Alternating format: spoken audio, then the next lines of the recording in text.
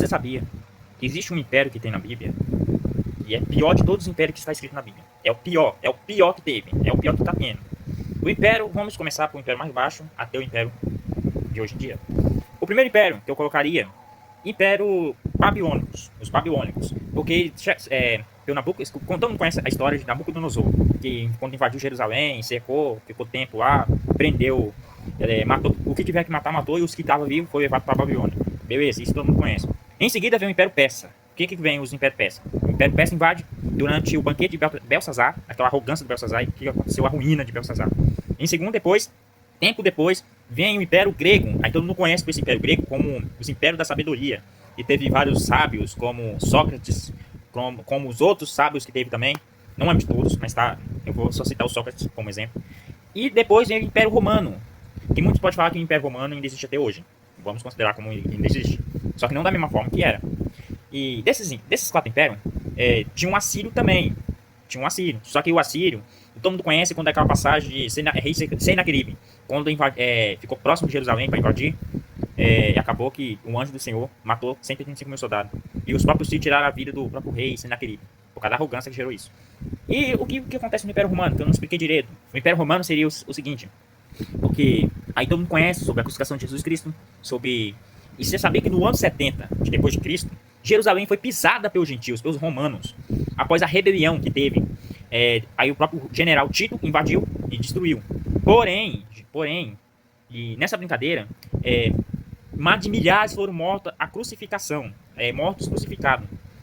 Não teve a mesma oportunidade que Jesus teve, que foi sepultado. Porque na época a lei romana não permitia ser sepultado. O condenado não podia ser sepultado, tinha que ficar na cruz, apodrecendo. Depois disso aí, Império Romano, tempo depois ele evolui. Hoje agora é a União Europeia, que é chamado Bloco Europeu. Eu chamo de Império Romano ainda, só que só mudou o jeito como era.